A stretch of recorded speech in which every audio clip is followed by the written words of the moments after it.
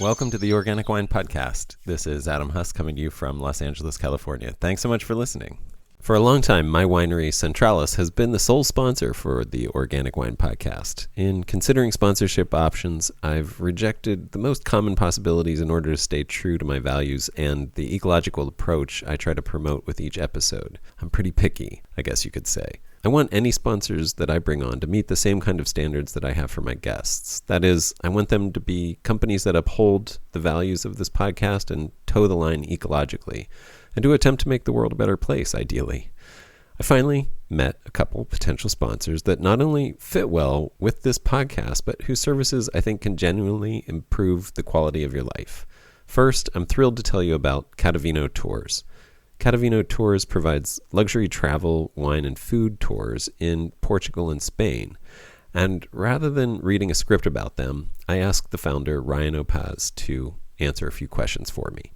Ryan, it's really great to introduce you to folks. Could you talk a little bit about who you are and what Catavino is? Definitely. Thanks for having me. I'm Ryan Opaz. I run a company called Catavino Tours. It was born out of 15 years of writing about Spanish and Portuguese wine while living in Spain and Portugal. Today I live in Porto, capital of the north of Portugal, where I run a luxury food and wine-focused travel company. And we focus a lot on farm to table, natural wine producers, organic wine producers, sustainable travel as best we can, knowing that travel can sometimes not be so sustainable. Right. I'm glad you mentioned that, because shouldn't we all be flying less? I mean, how does tourism in general fit into the lives of those of us who are trying to reduce our carbon footprint? That's a great question, and one I've been struggling with for quite a few years. It was about 3 to 4 years ago that we took on some offices in downtown Porto where we installed a tasting room and a natural and organic wine shop. And as that shop grew and I started to become more and more vested in the industry, at least this side of the industry, let's say, I realized there's a lot of things in wine that's not so sustainable, including tourism. And it has been a struggle running a company to keep a clean conscience. And I won't say that I've successfully figured that out, but we are this year working on a plan to reduce all of the carbon footprint of all of our tours, including using some very well-vetted and well-researched offsetting tools. But more importantly, we're working to create tours that we believe not only are fun, enjoyable, and a good time, but they also help people to learn a little bit more about the planet and how they can help take care of it. So I believe, as much as it's hard to say as somebody who owns a travel business, I do hope that we as a society taken up the quality of our travel experiences and lower the amount of them. That can be by taking longer trips and going deeper. That can be taking less trips, long distance and more local trips. But I think what we can offer somebody who makes their one trip a year, hopefully abroad, the long haul flight, we hope that we can make that trip something that you're going to get more out of than just a little bit of relaxation and a few nice glasses of wine. You might learn a little bit. You'll have the opportunity to meet people with new perspectives. You meet the locals. You taste the local foods, local wines. You learn a little bit about the culture so that you can go back and hopefully make a small difference wherever you are in the world. And in that way, hopefully make things a little bit better for everyone. Thanks. That's actually a really great answer. You're probably one of the few people who have a tourism business that would say to travel less. So I think that's what I like about you, Ryan. Thank you. If you're considering a wine tour in Portugal and Spain and want to have that experience be more meaningful and conducted by a company who is thoughtful about their ecological impact, check out Catavino Tours by going to catavinotors.com/OWP for Organic Wine Podcast. That's CATAVINO tours.com/OWP. And your tour will not only benefit you, but this podcast as well. I'll list that link in the show notes as well. Thank you for being thoughtful about your travel.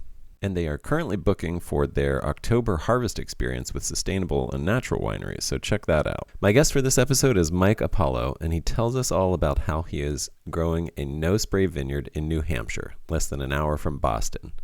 Yes, I said no spray. You may have heard it's impossible. You may smugly reject the possibility of success, but Mike is growing wine grapes in New England without sprays and has been for over a decade at his estate winery, Appolo Vineyards. Appolo Vineyards was just this month named New Hampshire's first winery in the Sustainable Craft Beverage Recognition Program. After listening to this interview, I think you'll agree that it's a well-deserved honor. Mike is growing wine grapes in a place where summers are hot and humid, winters can be brutal, and wild turkeys are one of the birds that regularly eat your grapes. It's also a place of beautiful wines. Listen closely to what Mike says, but also what's behind what he says. There's something rock steady about Mike. He seems undaunted by the numerous challenges inherent in what he's doing. I think this is guided in part by a humility and an openness to learning, both from other vintners and from nature itself. Another part of this is valuing the legacy that he is building. It's a legacy of valuing the life and health of his world over easy profit, and he's showing that it's not only possible, but delicious. Enjoy. Mike, welcome. Thank you so much for this conversation. Looking forward to it. Me too, Adam. Thanks for inviting me. Well, could you just start by saying where you are and what's it like outside where you are right now? Oh, actually, it's a pretty warm day. We Oh, have pretty diverse nice. weather. It's about 50 degrees, but it's not typically that temperature here. I'm 35 miles north of Boston, so we're in southern New Hampshire, about, Okay, I would say, 7 or 8 miles from the border, from the southern border of nice. New Hampshire. Yeah. Yeah. Appolo Vineyards is what you is where you are. Is that right? Are you at the vineyards? Are you at the winery? Yeah.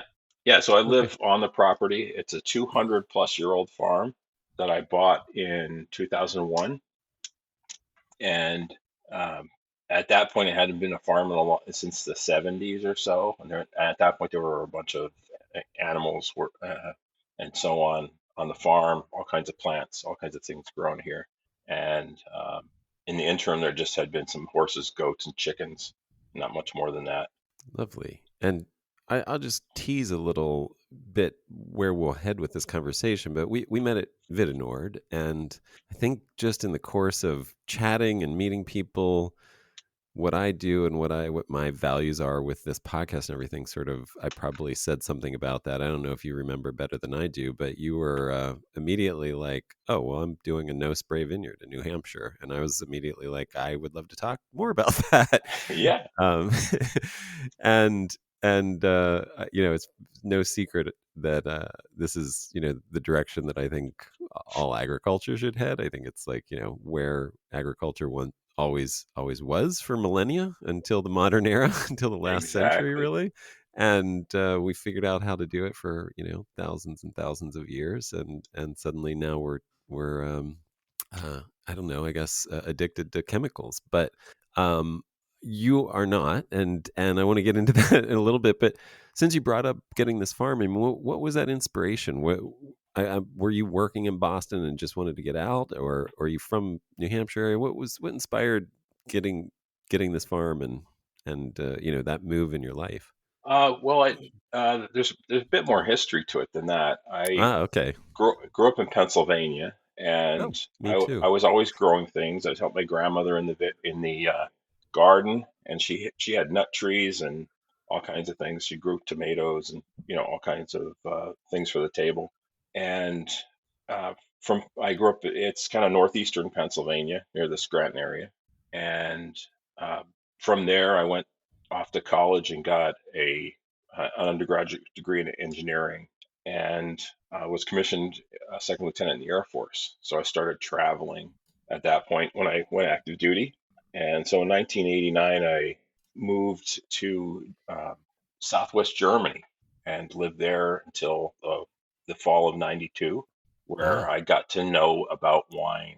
And ah, so I knew nothing about the whole wine culture, knew nothing about how wine was grown, how wine was made until I was in that in Europe, living in Europe, and at kind of a pivotal point in history when the Berlin Wall fell, when yeah. the Operation Desert Storm was going on, and so on. And from from there, I moved to Colorado Springs for a couple of years. And what was happening in 1992 through 1994 that I lived in Colorado Springs is there were a whole bunch of craft breweries opening. Oh So they yeah. were opening up. That was one of the Key places there were when I left the Air Force, I decided to move to New Hampshire because I thought it was a lovely place to live. I thought I wanted to raise a family here. And uh, I remember visiting as a teenager and then several different times for different reasons. Uh, One was to deliver potato chips with my stepfather. And the next time I was installing computer networks at the same places for Wise Potato Chips. And I don't know whether we can use a brand on here, but No, it's fine. uh, It's a and so Pennsylvania brand, isn't it? yes, it is. Yeah. And that potato chip plant was in the same town that my grandmother lived in Pennsylvania, Oh a yeah. place called Berwick. And so I thought, Hampshire's a nice place. I got a job with a government contractor in Boston and moved to New Hampshire and quickly realized the commute was terrible. Mm. So I went to work for a software company here for the next 20 years.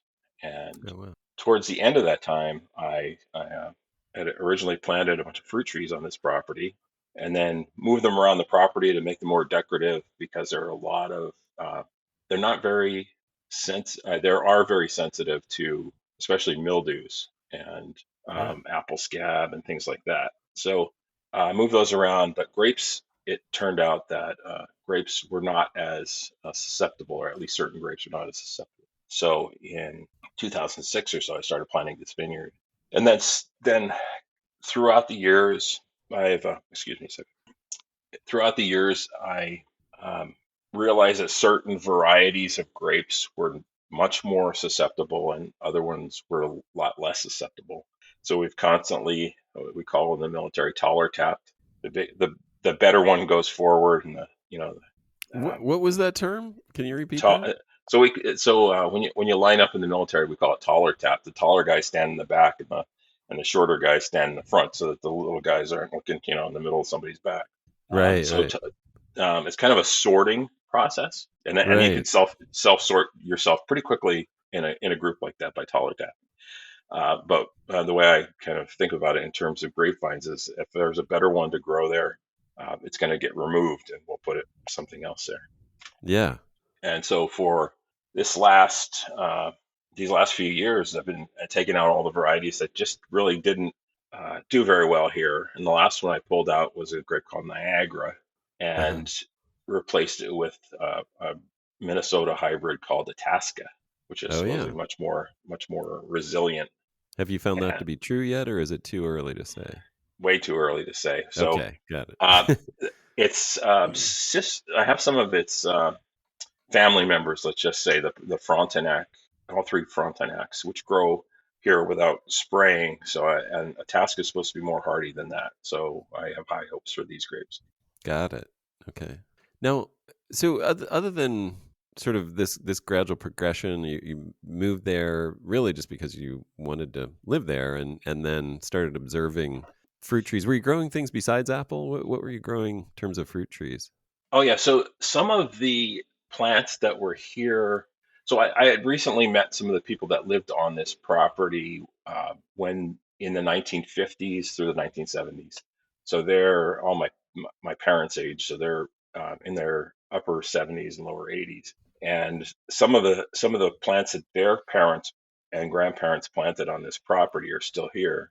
So there was a Ah, grapevine here that is probably over 100 years old right now. do you know That what it is? It's kind of a wild Oh, okay. Concord grape style. Got It it. goes into Yep. one of our sweeter wines. Okay. I have it trained up over a pergola, so it provides a lot of nice shade. Great Yeah. smell in September when it's ripening.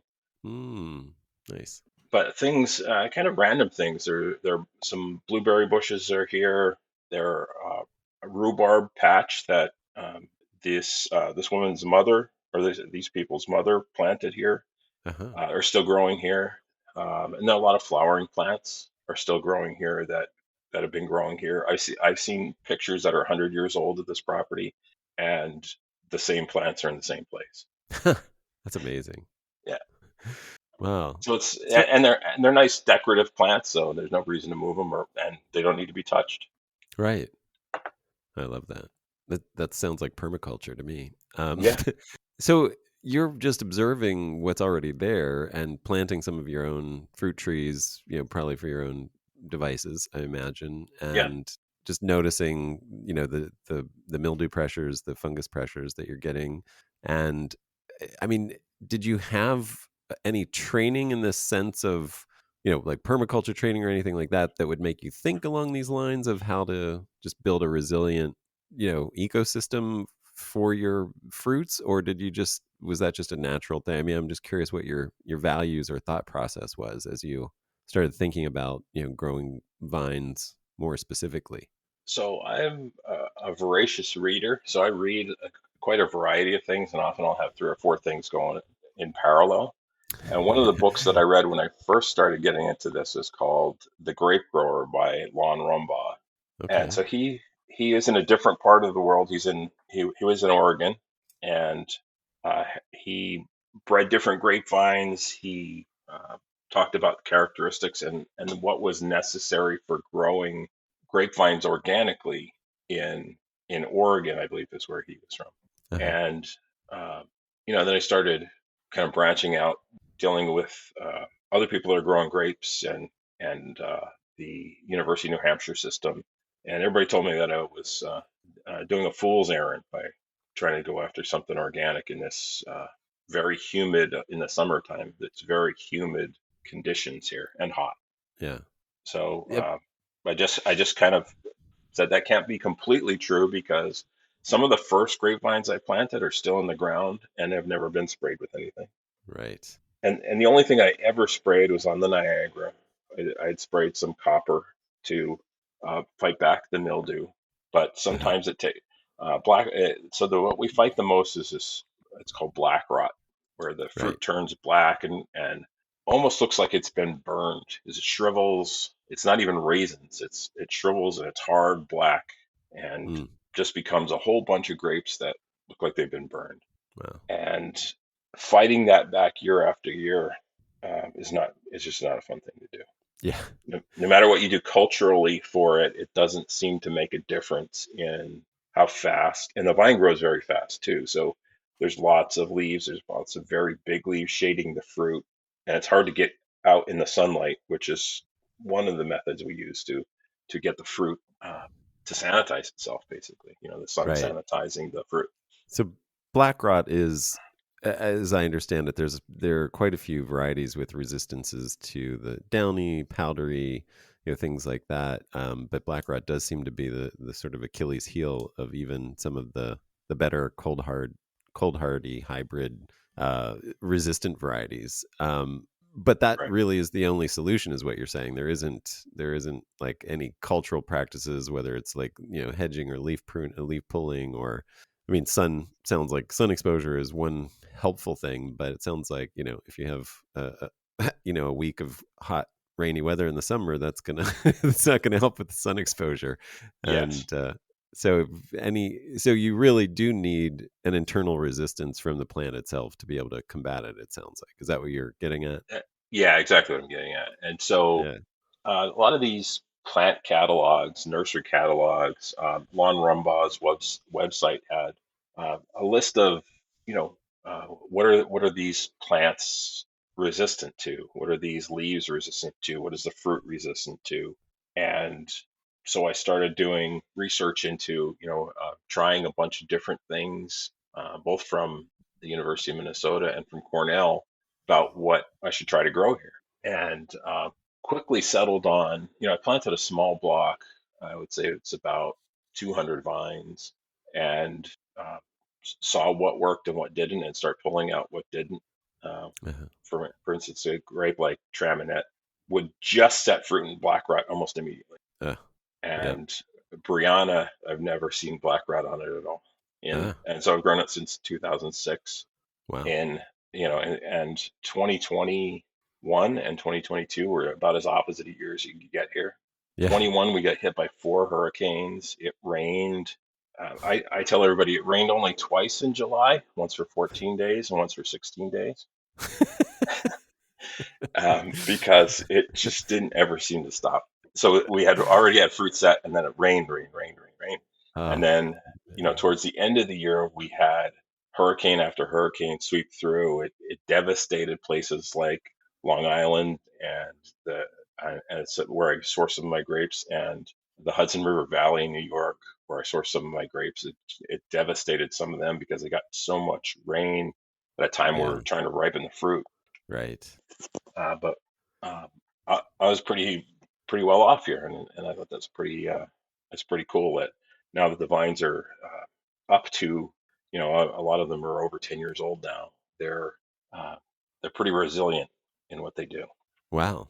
So you were starting to talk about, you read that book, the Grape Grower, and then what it was, so was that it, basically just a bunch of reading informed these ideas? I mean, was there a moment when you're like, you know what, I'm gonna make a commitment to this? Like, because imagine if you spray copper once, I don't know, I mean, like, at least you're thinking about it. It's a possibility. You're maybe Right. trying to be organic, but you have some tools you can work with. At what point did you just say, you know what, no, I'm just gonna let nature take its course?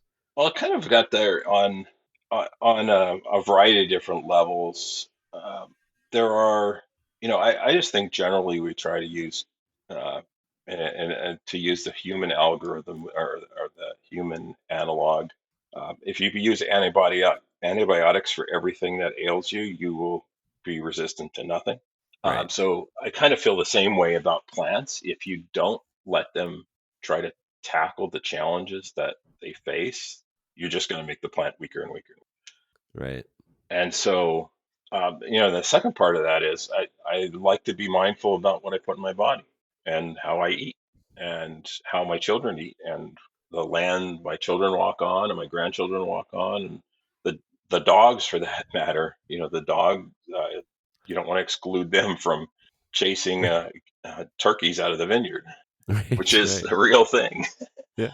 They're part of the pest control, right? They absolutely are. Yeah. And they hear the word turkeys and they perk up, and they actually they could see part of the vineyard out the south door, and they have a certain whine when there are turkeys out there. Uh, it's different than squirrels, and it's different than groundhogs. There's different animals kind of come through, They have but and they they have a turkeys. special wine for each one. Yeah, well, mostly turkeys. I I uh, gotcha. they know that I set them loose to chase the turkeys. I might not set them loose on a squirrel because squirrels will run into the road.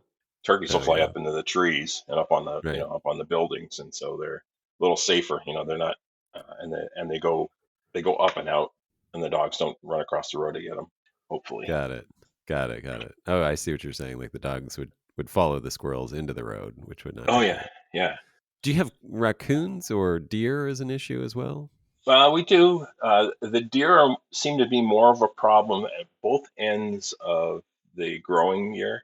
So right after bud break, they like the nice, soft, uh, fresh shoots of the vines. And there Right. are places, the kind of the way I've done the trellising is on the outsides of the vineyard. I run wires really low to the ground, so that the deer can't step through.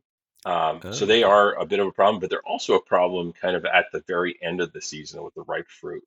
And Uh-huh. uh, and especially the past 2 years, there's the southeast corner of our vineyard. It's kind of not, it's not visible from the house, but it's behind the winery. It's blocked by the view of the winery, and so the deer get down there and they eat, and you can tell that they've been eating because there's just a swath that's maybe 2 or 3 feet wide, and all the grapes on the right there are eaten. Uh, yeah. So uh, we have other methods of chasing the deer out of here. I mean, I like to let the dogs loose for them too, but dogs are a little bit confused by something that big. Got it. And you haven't had Um, raccoon issues at all? we have a little bit. We had in yeah, last year when we picked the Brianna, we had it started to rain in the middle of the pick, so we just left the lugs in the vineyard. It was cool rain, so we left it out in the vineyard, and there were definitely critters that came along and pulled them out of the grape lugs and pulled grapes out onto the ground and ate some Uh, right there. So I've seen that, but I've not had like a really terrible problem with that. Birds, on huh. the other hand, are something completely Oh, so are you netting then? So we actually don't, but we use this thing called a bird guard, which is it simulates birds in distress. So Oh, it's the birds that we generally have problems with are like robins and bluebirds, and there are about seven different birds that this machine will make the sounds for. So we have a solar panel we hook to a battery, which hooks to this machine and broadcasts these sounds of these birds in distress. And it has two effects. It chases those birds away because they think that other birds are being murdered, and it also attracts the hawks, which the smaller birds see and they move farther out. right, Uh, but when the fruit is ripe, the birds will get in trees as close to the vineyard as they can and swoop through and grab a berry and go. right. And we had a problem last year where the bird guard device, or actually the solar panel failed, and the it stopped making the sounds. And we thought it was the battery, so we swapped out the battery. So it worked for a few days, and then it failed again. And the birds really came in and took over a whole block of petite pearl that we had. So they left Oh, one vine with fruit on it and took everything. wow, Yeah, and wow. it was this year. It's just right at the end of the season. It's Of heartbreaking. course, yeah, yeah. That's when yeah. I mean, that's what the vines evolved to do, right? To make themselves Yeah, attractive to birds right at that moment. yeah. And something like Um, petite pearl has really small berries too, so that's it's easy pickings. oh man, oof. Now, I know we're just talking about the flora and fauna here, but bears? Do you have any bear issues? There are bears in the area, but I haven't seen them here. Okay. A few years ago, we had a section of vineyard that was knocked down. This was after harvest and during a heavy snowstorm. Something had gotten in the trellising and pushed it over, and it was either a moose or a bear. But it actually, they're metal poles that were folded and pressed all the way to the ground. So imagine Wow. a T-shaped pole with wires at the top, and Right. four of them in the same row were just bent over to the ground to the east, just folded it right over on the ground. So something got in there and pulled it down when there was no fruit. So that was Something kind of big. interesting. Something big that we didn't see, and it was during a really big snowstorm. Wow. Again, a place that you can see from the house, but it had no reason to look out there if there's nothing going on Yeah. in the Yeah, window. and if it was night too, maybe you were Yeah, asleep or whatever. Huh. That it's yeah. These are the kind of things. I guess out here in California we don't often think about, but I love to hear how these are real challenges. And yeah, like the pest control is very different than our IPM strategy would right. is is geared to deal with out here. The dogs No, sound like a big thing. and the deer problem. I mean, I've been in talks with one of my neighbors who's a bow hunter, and that's a strategy to take, to thin the herd of deer. Right. And they know if one has been killed there, that it's not a place that's favorable to them. Let's put it that way. Ah, got it. And So the deer they and the dogs really do keep that. The dogs running around the vineyard and leaving their scent around make a help. difference. The deer can tell that too. Right. Yeah, I imagine, yeah, deer and other predators probably who are wary get that scent and yeah, at least they're more cautious, less Yes. likely to. Nice. Yeah, it seems like dogs are wonderful in many ways in that sense. Yeah. Um, so what are the things that you're finding having done this? How like you mentioned Brianna as one of the varieties that's doing really well. Are there others that are as long performing? It sounds like you're buying some grapes too, so your full production isn't coming from the vineyard yet. Correct. Um, Yeah. so Yeah. It's can only you talk? about Yeah, go yeah ahead. about 1,500 vines right now. So um, 1,500. we've Okay, yeah. So we've got about an acre and a half under vine. We have to leave some open space and some space near the roads and things so we can get vehicles in there. got it. But I also grown Baco Noir, which is it was bred to uh, help the French wine industry in the 1800s. Yeah, All three versions of Frontenac. So the Frontenac Gris is the what we have planted the most of. Blanc, which is just a row of that, and then Frontenac Noir, which we have about 4 or 5 rows of that. And they tend to go into our red blend. The reds go into the red blends. The got it. the Frontenac Gris is pretty acidic grape. I mean, these all are pretty acidic. Uh, but then I planted other vines to kind of offset the acidity, some low acidic grapes. So grapes such as Prairie Star, which is pretty easy to grow, Alpenglow, and Hmm. Orion, which is a German grape. Those are Hmm. all very low acid. They're also low sugar, but they do add a kind of a neutral. Uh, they don't add a lot to the flavor of the wine. The Prairie Star and Alpenglow more so than the Orion, but they also kind of offset that terrible bracing acidity that comes from Frontenac Gris. Gotcha. So blend those in, and it sort of dilutes some of that acidity Yeah, without adding a ton of flavor. right. Um, yeah, that's Yeah, so. What is your strategy now? Like, are you continually trying new things? Do you have a bunch of trial varieties in a specific, in a block that you then propagate if they do well over time, or yeah, like what's your strategy for trying to move forward without, losing everything, yeah. So I think the vineyard here at this site is pretty well set. Now, one of the things I'm doing is Oh, working with other growers. So I'm trying to foster relationships, and I do have some growers in the next town. So I'm in the town of Londonderry, which is just to our west. And so I have two guys there that I'm working with. I'm trying to get them to put in, and they said they would put in about 5 acres of grapes there.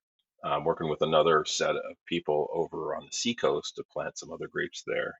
So oh I wow. really do want to get to the point where, sourcing more and more local.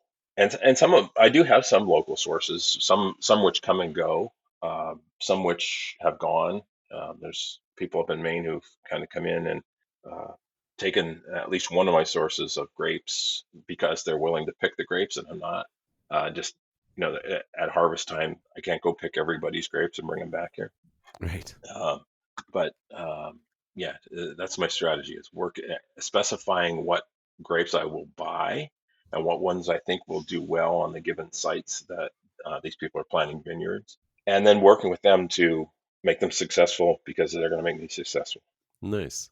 And so so you said 2006 was the Brianna. Is that the oldest vines that you've got at the moment? Yeah, the Baco Noir and the Brianna are Both the two oldest. 2006. Yeah, And Brianna's a white, or is it a pink grape? I it's forget. a white grape. It's a white It's a grape. white grape. Yeah, Okay. yeah, And yeah. So Baco I'm familiar with. Baco was bred for black rot resistance. Is that right? Do I have yeah, that right? Is that, yeah, and, and and kind of as a replacement for Pinot Noir in France when they're having a phylloxera problem. got it. Yeah. And it's interesting that it was bred, and then once they figured out you could put European grapes on American rootstock, they made it illegal again in France. Exactly. Yeah, so we don't have those restrictions that they have in Right. Europe. Yeah. And it's oh, what was I going to say? It's how does it do there? I mean, how is it in terms of the wine quality? High acid, I'm imagining, It's as you said. slightly high acid, but I can let this. So both of those grapes, the Brianna and the Baco Noir, will hang a long time. Okay. Uh, the Baco Noir uh, has fairly thick skin, so it will hang a long time. It's not like Pinot Noir that the skins slip off and start falling R- off the vine and berries start coming off, shelling as Right. we call it. Right. Brianna, when it's physiologically ripe, regardless of what the chemistry is, it's time to pick it because otherwise you're not getting any of the skins tend to thin out as they ripen, and the winged insects like hornets and wasps and even honeybees drill in and drink that juice. Wow. Got it. So there's other pests involved. So Yeah. you know, I can learn. I've learned that grape by taste now, and just observing the ripening schedule. And Brianna's one Right. of these that kind of ripens along nice and slowly. And okay, oh, this is all of a sudden this spike where the sugar goes up and the acid comes down, and they're physiologically ripe, and you've got to get them all in. Right. And Nice. so we're cropping that one at about, and I just did the calculation this year, about 5.5 tons per acre. So we don't have a full acre of it, but we got over 2 tons. We have about 2.1 tons of it on about 400 vines this year. So it's a very productive grape, Oh wow. uh, Yeah, and and that's it's and it's a- it's and not that's the one on too my young anymore homepage. either. Yeah, Okay. Yeah. So Nice. if you look at our homepage on our What website, is the what's your website? it's apollovineyards.com, and Hey, it's all right. Apollo is spelled differently than you've ever seen it. Two P's and one L, like Apple, I say. Yeah, Appolo. Yep. Okay, and that And picture of you holding, I guess that's you holding a bunch of grapes. That's Brianna. yep, actually, that's one of my friends holding the grapes. Okay, He took that great nice. picture with that 200 Yeah, year old barn in the background. that's great. Yeah. Yeah, that's beautiful. And so, yeah, when they're physiologically ripe, it's time. Nobody's going to wait for that. Gotcha. Now, you make some sparkling too. Are you using those grapes for the sparkling? Yeah, so I made actually for this year I made three different wines out of this grape. I made so we took the the brightest orange. So these grapes, when they get enough sunlight, they'll actually turn orange. So we Okay. took the most orange clusters and set those aside, and we made a a pet nat out of it. So we made an orange pet nat, which means we crushed the fruit, we put it into a fermenter with a lid to keep the insects out, and let it naturally ferment. And this is the ultimate test of what's going on in the vineyard in terms of yeast that's there, in terms of what any kind of contamination. And what happened was we got the day after we crushed it, we left it outside. It was cold, like 50 degrees, and rainy, so miserable kind of cold weather. And it spontaneously fermented, and inside of 10 days fermented to dryness. Wow. So, um, Fantastic. yeah, so it's and we call that wine lightning bug. So we have a sparkling wine called Firefly, and I'll talk about Firefly in a minute. So lightning bug is just completely it's a pet nat. We did add some sugar, about 2% sugar, and then bottled it so that we would get a sparkling wine out of it. And so it's an Yeah. orange sparkling pet nat. The only thing that we added, no yeast to it, no sulfites to it. It just a little bit of sugar to get it fermented in the bottle. And it's a fun wine. Yeah. Actually, the I guy think holding the grapes on that website is one of the guys that said you need to do this, Mike. Nice. Did I try that? I think I might have tried I that think you and might have enjoyed tried it. that. Yeah, Yeah. yeah. I mean, I enjoyed all your wines, so I can't say anything specific other than they were all great. So Nice. yeah, no, it's the quality is very nice, but it also, what you're talking about does speak to that the vitality of the the microflora in the vineyard. And that also made me think about, a lot of times people who are trying to do what you're doing will focus on that vitality, like trying to enhance the vine's natural vitality by, maybe not using anti thing sprays, but using pro thing sprays, if that Right. makes sense. Yeah. Yeah. I'm being very technical in my language here. Yeah. um, more probiotics, more Yeah. fertility enhancements, things like that, just to give the vine its own fighting chance from within. Having like not tilling, so that it's got a connection in the soil with lots of different soil microbiota, and a connection to all the soil microbiome within the vineyard to be able to transfer nutrients and micronutrients around as needed. Right. Is this your focus as well? Can you talk a little bit about that? So yeah, we've done things like compost tea. Some of the folks that are planting one of those vineyards out on the seacoast have helped me with make some compost tea that they put down in certain vineyard areas of the vineyard where there's soil compaction, and that's loosened some things up. This year specifically, we had a very severe drought. So I remember I said last year and this year were two very different years in terms. One rain didn't stop raining, one didn't rain at all, Right. and we turned out more fruit this year than we did last year, even though it was a severe drought. I think because of the soil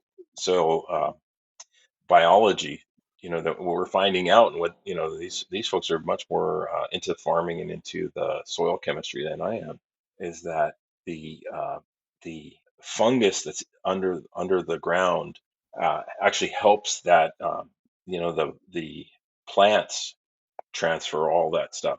So if we're not Right. if you're dumping copper and sulfur, that kills fungus on top of the ground that gets down in the ground, and it makes the plant weaker because it's not getting resiliency from below, which is where the immune system of the plant is. A lot of it's below the soil line. Right. And so, like I said, this is a 200-year-old farm. And so there have been lots of animals here over the years, and not many in the few years that I've owned it, 20 years. But there have been lots of animals here in the past, so I've not done a lot in terms of uh, adding any kind of fertilizer to the soil. Uh, we're just trying to let the soil recover on its own. Huh. Um, That's one of yeah. the, one of the things we do is add, and I've planted this often, is clover to put some nitrogen in the soil. Yeah. Get a very natural way to let it grow. So are you just mowing then to keep things Yeah, from becoming overgrown? yeah, Yeah. and I hire kids to mow between the vines, and Okay. Um, and as almost everything here is growing, we do grow some VSP, which is vertical shoot positioning. Is pretty much everything you see in Napa and Sonoma. That's Yeah. VSP. Right. Right. But I kind of train grapevines up in a different way. So almost everything is about, I'd say, eye level or chin level for me. Okay. So the fruit's fairly up high. All the new buds that come out in the spring that I want to foster are going to be up that high, which helps when we get a late frost. And so the late frosts. I've had whole sections of the vineyard that I grafted over, and the graft was growing really well, and got a late frost and it killed all of them. And on either side, we had these high train vines with fresh shoots that weren't touched, they weren't burned off by the frost. Right. So we're doing all kinds of things that they're quite a bit different, and a lot of people would say, thinking outside the box a little bit. And the other thing it does is, it's fairly easy to harvest the fruit because you can do it standing up straight. Right. You're Yeah. not bent over. You're not sitting on the ground if you can help it. Right. So chin to eye height for you is what, 5.5, something like that? 5.5 feet? Yeah, something like that. Yeah, Okay. 60 something inches around there. yeah, yeah, Um, yeah. I'm 6'2", so it's there you go. That'll give I some mean, at the most some things are under scale, six right? feet tall. Yeah, Yeah, I mean, you could be 4'11", and chin height would be very different. yeah. um, okay, good. Just wanted to clarify. Well, one of my So neighbors' moms came by, and she's Korean, and she was wearing a hat and walked completely under the vines, right, which yeah, I had her picture taken there with grapes on her hat. nice, nice, yeah, perfect. Yeah, it's true. It does. I mean, I'm thinking about this as well. If you have to plant, out of reach of deer, that also might mean you're out of reach of, some of the people that you might want to help you pick the grapes in the Yeah, fall or prune. right. So you kind of like restricting your labor force to, people over 5.5 feet tall or something like that. Yeah. Um, so the I sort of stopped you from going on to talk about your other wines, but please continue from the pet nat. You were going to tell me about, Oh, yeah. I forget So, the next one. yeah. So we took, it was about, I would say about half a ton of grapes that we took to make the lightning bug, which is the pet nat Brianna. Yeah, right. And then we took and we The firefly. crushed, yeah, the other almost 2 tons, and we made Firefly, which is so we crushed it. We do a cold soak overnight, and that cold weather really did a good job for a cold soak. And then we press it. But so what we do is we take the free run juice, and that becomes the Firefly, which is a really light sparkling wine. Uh, it's almost everything I let spontaneously ferment, and then I add a cultured yeast to it on top of that to make sure that it finishes. Uh-huh. And so that is the sparkling wine. We have to do a certain amount of that, so it's bottled at another winery, and there's a minimum amount that I could take there to make it worth both of our whiles. So I did add a little bit of the pressed juice to that. So it's mostly, and I would say 95% uh, free run juice. So you crush it it goes in the press. What's running out on its own is free run juice, and we separate that juice from the pressed juice.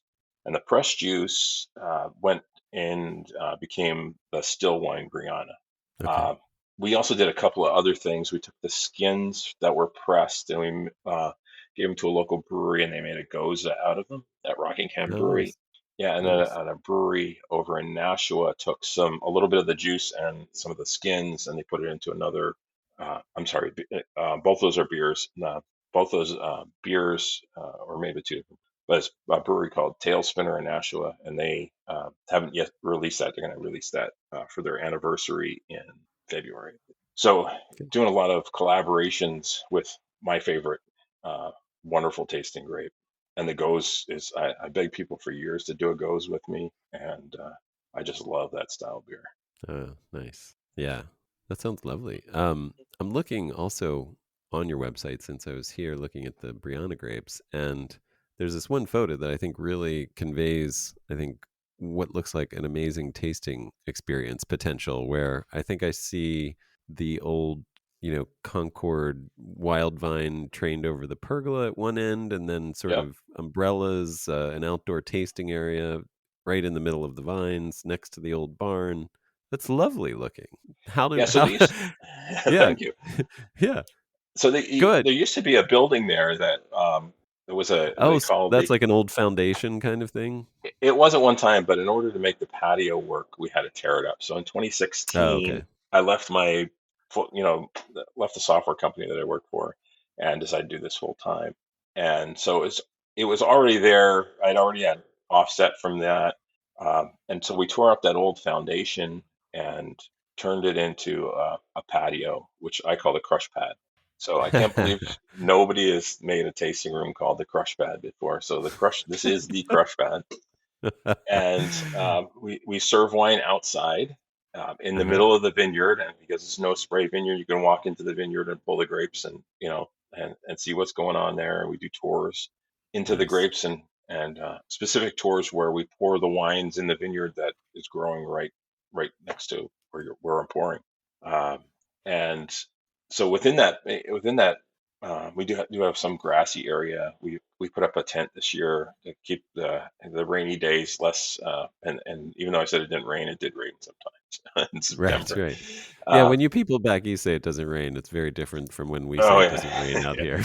yeah, yeah. We I get literally that. mean it hasn't rained for 10 months. Like, Yeah, although I'm saying that as it's raining, so it's kind of nice right now. But yeah. sorry, go ahead. Go ahead.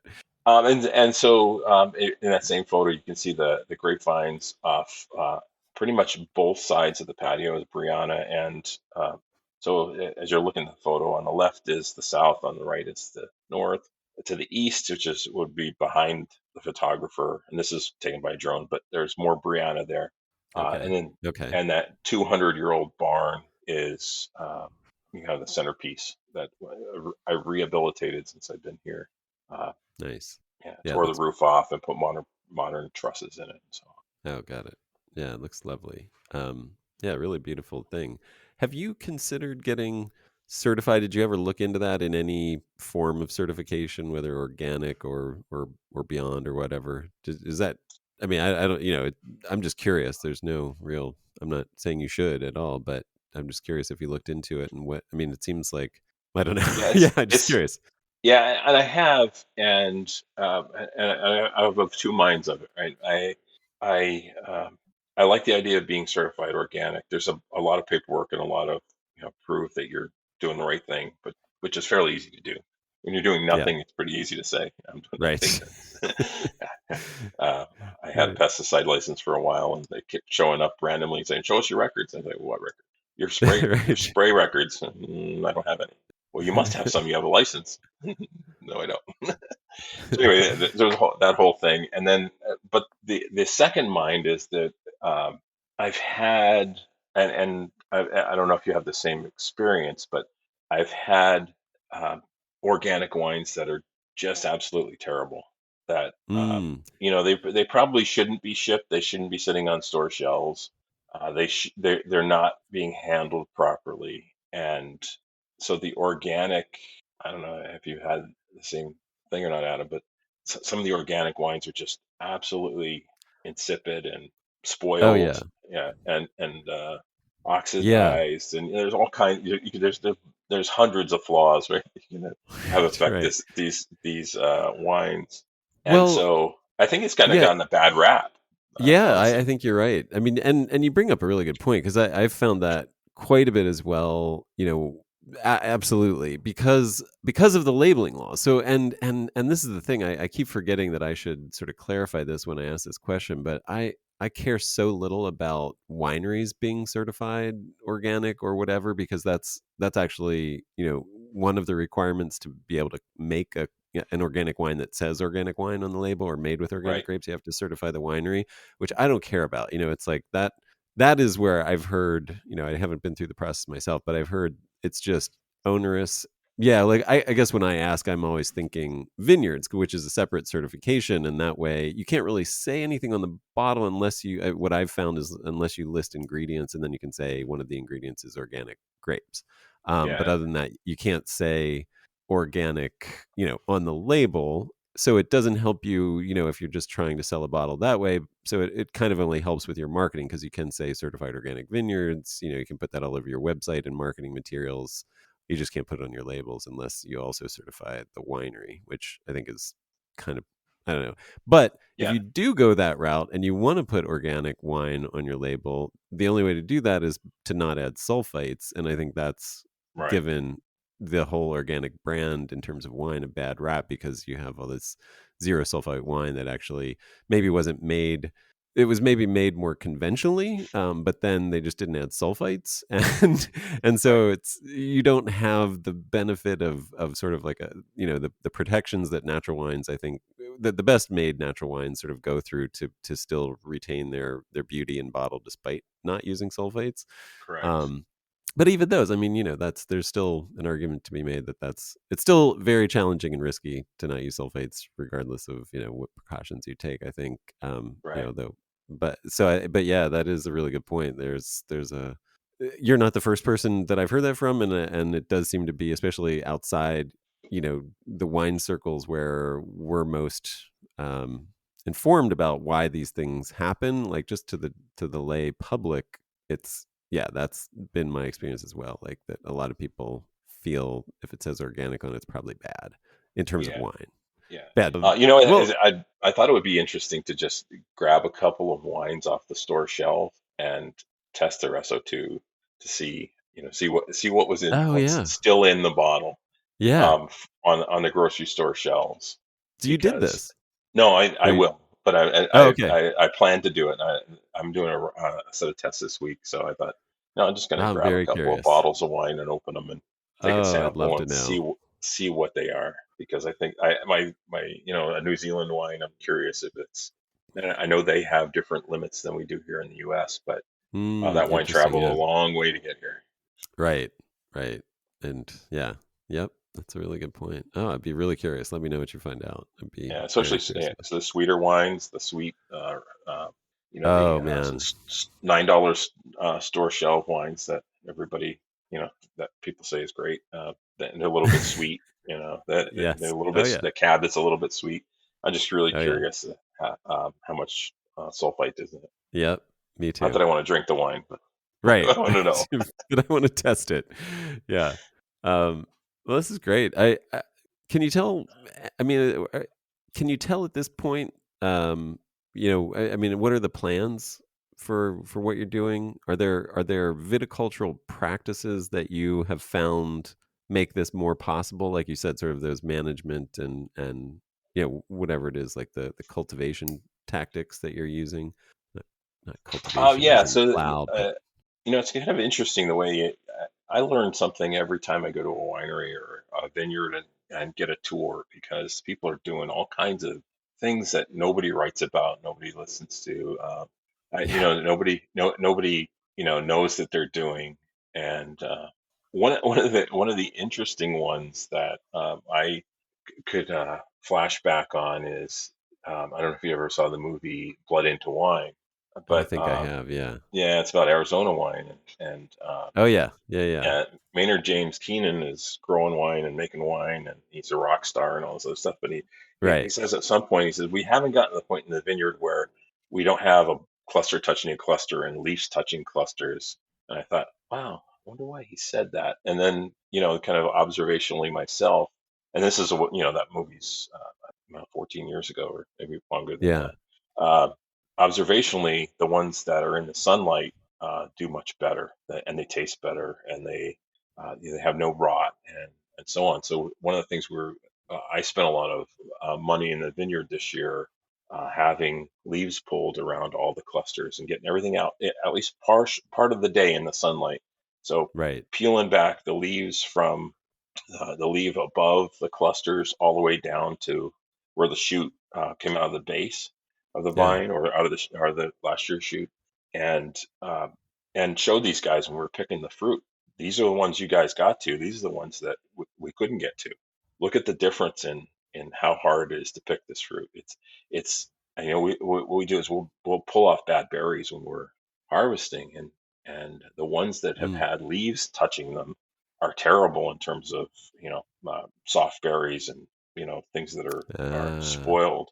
But the ones that are out in the sunlight, just there's nothing wrong with them. It's like that. There are thousands of clusters like that one on the homepage there. Wow.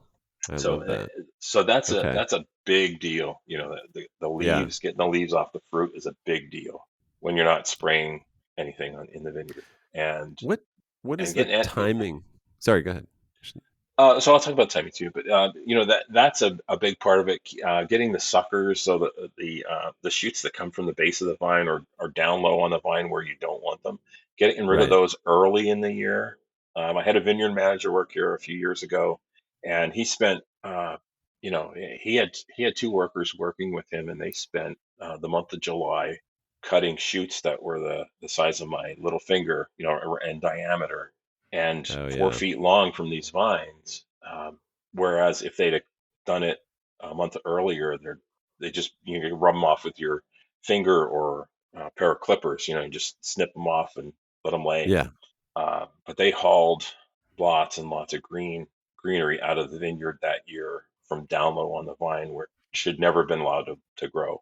So those two things make a world of difference in terms of the vine health and where you want to focus the energy of the vine, and then also making sure that only the fruit that you want to ripen is what you leave on the vine. Right. Yeah, I imagine if you had like a super vigorous variety, or you're just a vine that was in a very vigorous soil or conditions where you were getting overproductive, maybe letting those suckers grow long before cutting them off might be a way to help devigorate the vine Right. Yeah. initially. But yeah, if you're trying to get it to focus its energy and stuff, it's sort of like thinking about these things. I always think about them as like, so when I hear somebody like you talk about it and how you did this to do that, and then I'm like, well, that might not work in every instance, but at least it's now in people's mind as like a lever that they can pull, Right. depending on their circumstance, whether they pull it this way or that way, or when they pull it, might be very different from you, but at least it's a good thing to think about. It's a good thing to be aware of as a control factor. Yeah, Are and even you in terms of expense, it was a lot more expensive for me to pay those people to get rid of the suckers in July than it would have been very in good May. point. Yeah. Yeah, Yeah, just for practical reasons, right? yeah, Good yeah. point. And in July, I want them pulling leaves. And you mentioned the timing, pulling the leaves as soon as it sets fruit. Start pulling those leaves from around the fruit, so they get up to size, or maybe about half the diameter of the berries. Uh-huh. That's usually when we start pulling leaves around it. And maybe this year a little bit sooner because of the amount of time required. It sounds like a very simple thing, but it requires thought, and unless you supervise, especially the teen, I have some teenagers working here. Just you supervise them, they tend to take all the leaves off a shoot, which means that that fruit doesn't ripen. Right. So Right. you want the ones out on the end. You just want them from here Right. to here. Oh, I thought Right. you wanted them all off. No, no. Oh man. Yeah, that's so when you started talking about how you're sort of doing you're dropping berries and things, and you're sort of cleaning up the clusters, doing a sort of sort in the vineyard as you're Yep, picking. yep. I imagine, or I guess my question is, does someone who goes into this commitment of no spray need a certain tolerance for loss? Like, do you have a percentage that even if your vineyard sets X amount of fruit, 15% of that is you're already planning on not being able to harvest because of whatever reason, or Well, do I you think have that kind of calculus, or are you thinking in that way? well, I would set a number, but I would be wrong. Let's put it that way. Right, right, Because I don't think anybody can set that number. I don't think even in right, conventionally farmed vineyards that they can say that how accurate they're going to be on their even to right before the harvest, how much fruit is there, because you can estimate, but it's just an estimate. And right. so a crop loss estimate, because you're doing organic, is a different a different beast altogether. You don't it's you're assuming a certain amount of risk just by doing it in the first place, and Yeah, you're assuming more risk if things go terribly bad and you lose the whole crop, right? But there's right, lots of reasons you lose a crop. Hurricanes can destroy a crop. This Brianna, if it, in 20, what was a few years ago when we had hurricane come through just days before we harvested, and it was lucky we got the fruit off because the berries would just explode, and that would happen regardless of how this was farmed, right? Those berries would explode like tomatoes. Yeah, you don't have the rain algorithm out there in California, but when you have a tomato plant and you get a lot of rain, those tomatoes that are ripe will they'll just split, and same things happen with right, grapes, and so that would happen regardless. But right, hate to venture a number. I just place all my bets in terms of how resilient certain varieties of grapes are, and then focus on ones that I think that will survive a variety of things happening to them. right. And so, and there's a lot to be said for the breeders out there who have done this work. Mm, We talk about hybrids, and I think that a lot of people have uh, not necessarily a bad taste in their mouth, but funny ideas about GMO and hybrid, and these are really two different things. right, And GMOs are very much uh, a- organisms that were made so that you can spray toxic chemicals on them. And right. generally, we don't have a problem with that. It's the part that they spray toxic chemicals on them that we have the That's problem with. right. And then people are eating those.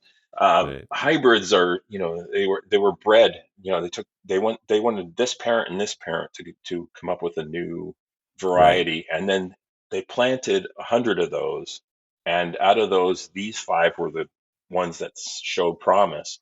And at the end of the day, anywhere between 0 and 3 of those, or 0 and 2 of those, are something they selected and decided, this is something that we should move forward as a named variety of grape, or a numbered variety of grape, to see how it does. And sometimes it works out, sometimes it just doesn't. right. For a variety of reasons. There are things that were developed in Minnesota do really well here, but Yeah.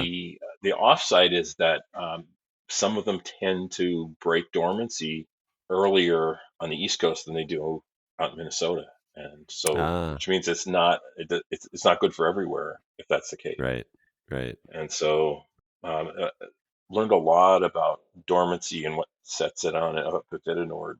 Yeah, I remember that the deacclimation rate panel Yeah, we must have yeah, both sat in on.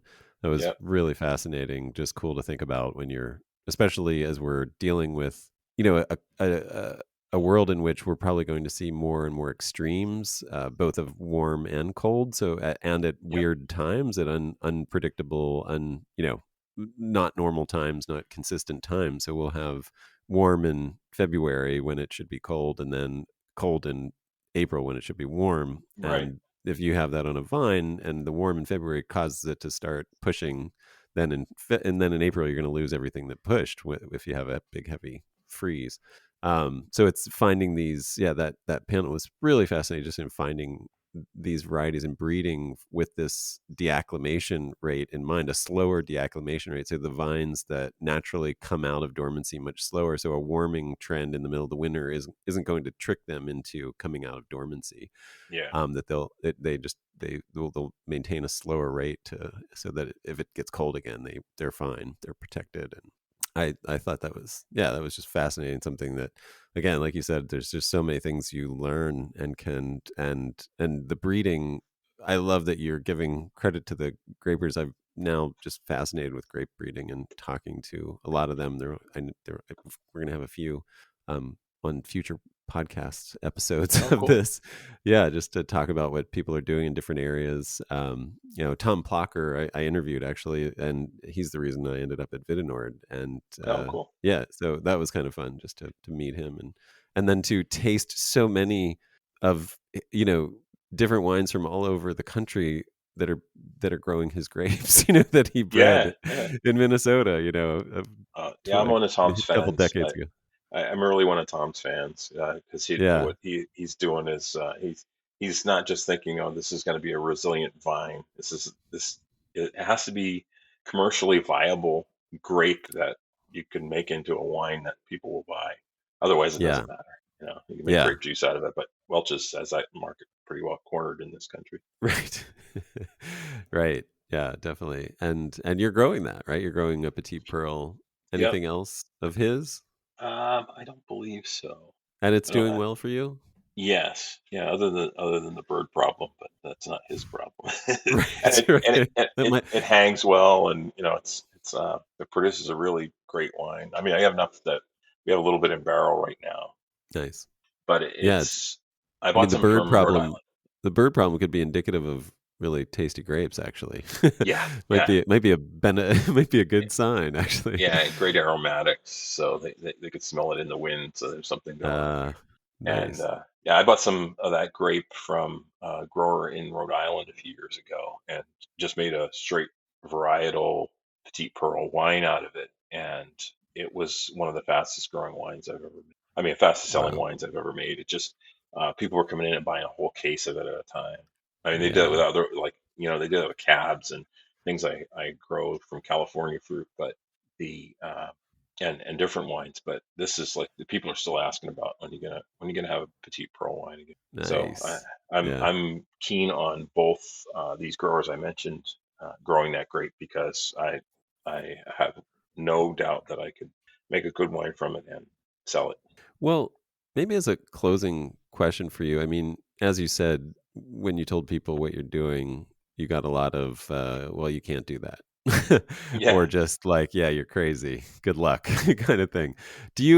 Have you come up with a response to that? I mean, obviously you are doing it, so that's some form of response. But I mean, how, how has that shaped how you talk to folks who disbelieve, that this is possible or, you know, just think you're crazy for trying it.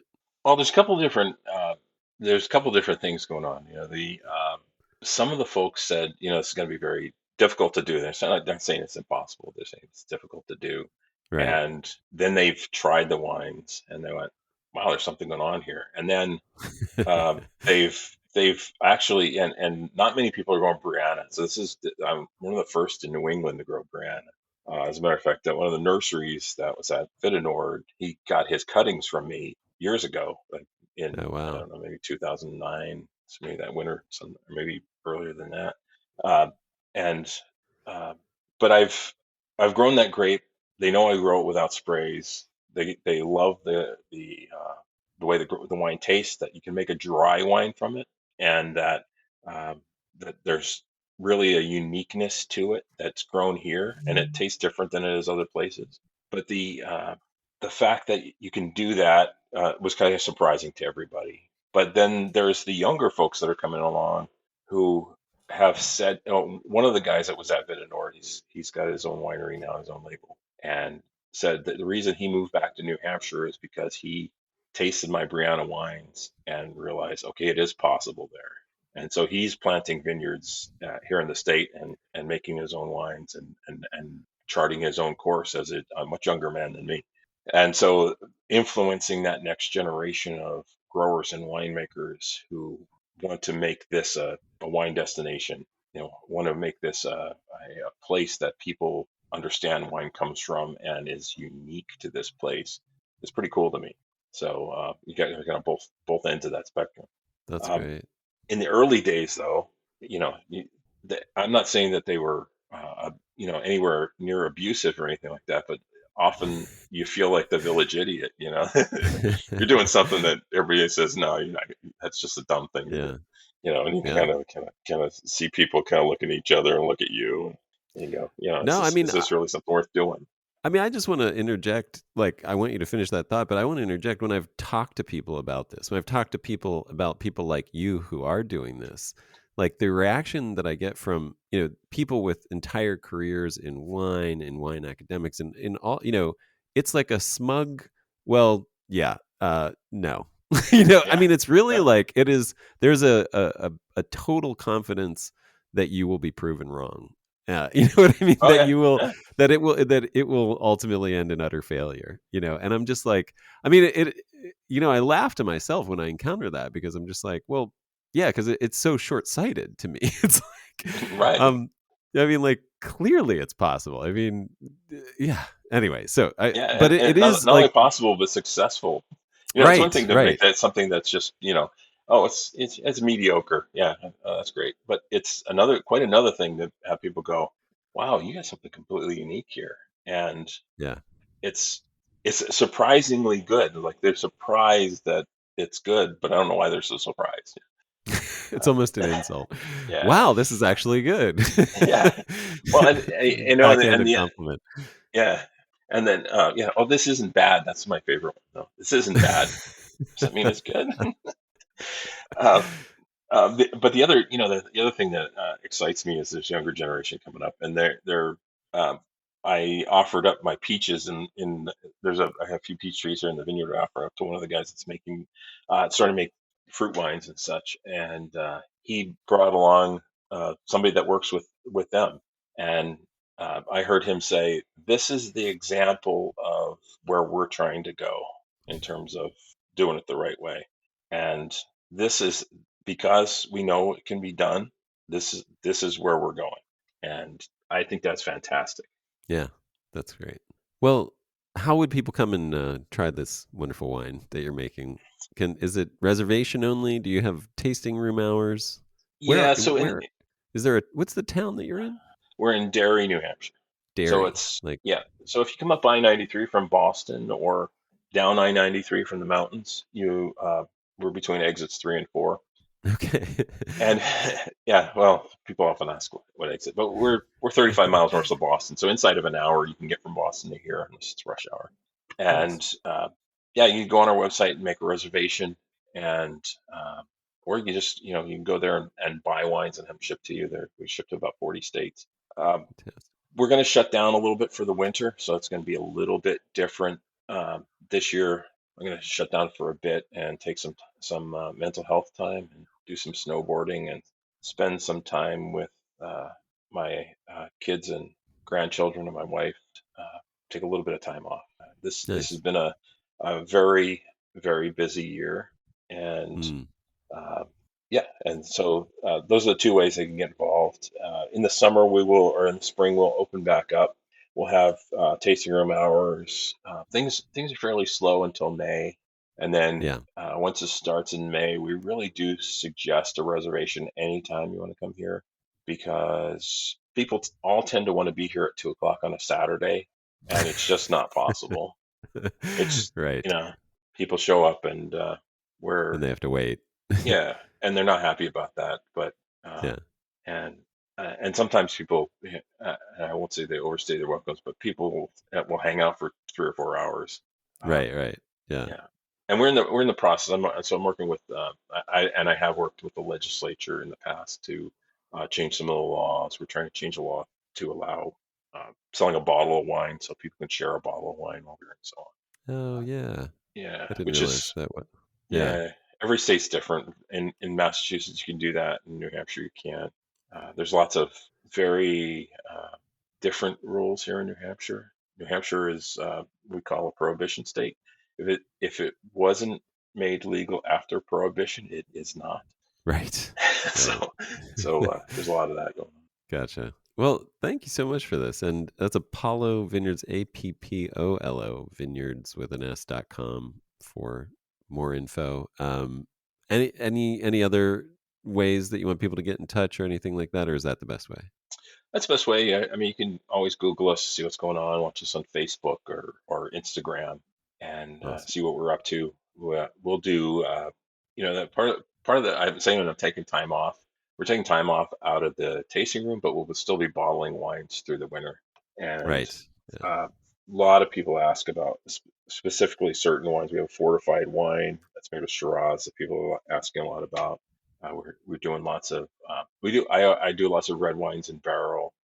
We do lots of sparkling wines, lots of still wines of every shade. So orange, pink, white, red, and so we're very inclusive in that in our wine drinking and making. Uh, Sparkling, yeah, still, all of sparkling the above. still. Yeah, we have Sweet sparkling dried. Pinot Noir, which is red wine, which is Nice. surprising most people. Yeah. Oh, that So sounds great. all those different ways, or just you can order some wine online if you're really into especially the organic wine, or you want to see what Brianna tastes like. You can order them online and see what they're like. I love I, that.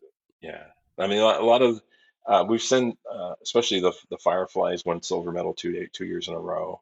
The Nice. 2022 is not available yet, but it will be probably in the spring. Yeah, so a lot of medal winning wines. So it's other people will tell me they're good, not just me. No, I enjoyed them very much. Yeah, yeah. Not a bad wine in the bunch. All Is right, that thanks, enough of Adam. a backhanded but compliment Yeah, to match the? yeah. No, they're really, really good. Again, your wines were. I was pretty picky with what I tasted at Vineyard. Yours were one of them, and I'm glad that it Oh, was. thank you, thank you. Yeah, no, it was great, and I mean, really, like you among pretty much everything I had just really drove home for me this idea that like the idea that we're trying to make distinctions between vinifera and hybrids at this point in terms of the market and the quality is just ridiculous. Like there is no difference in quality. Yeah, These are as good as anything you can taste anywhere. So yeah. yeah, just delicious wines. Oh, thank you. Hands Yeah, like and full stop. yeah, um yeah, yeah. yeah. I like to tell people that we talk about hybrids of these grapevines that are bred. Cabernet Sauvignon is a hybrid of Right, right. Yeah, Sauvignon all grapes Blanc are and hybrids, Cabernet right? Franc. It is a hybrid. It is bred Yeah, between these two vines. yeah, Genetically, we know that to be true. right. So then don't shake your head because it's a hybrid. It's Right. yeah. They're all hybrids. They're all, and like people, we're all mutts at some level, right? Yeah, yeah, yeah. That's good. I like that. Well, thank you, Mike. I really appreciate this conversation. Thanks for doing what you're doing too, and keep it up. I hope to come and check it out in the All future right. and drink at the old barn there. That sounds Yeah. great. All Yeah. right, Thank you very much. And yeah, you get to the Boston area. all right. Thanks so much for listening. I hope you enjoyed that as much as I did. And if you did and would like to support this podcast, please do. There is a Patreon link in the show notes where you can subscribe with a monthly, very low subscription to add monetary support. Or please subscribe on your feed, wherever you listen to this podcast, subscribe and follow this podcast so that you will automatically download it when each new episode comes out. That's one of the few metrics that we can measure to see the support and listenership of this. And otherwise, if you're already listening, subscribe, supporting, whatever, just a longtime listener, haven't done anything, please do a review. If you would, any positive review with 5 stars and a nice word is fantastic and helpful and really improves the algorithmic performance of this podcast. So thank you so much.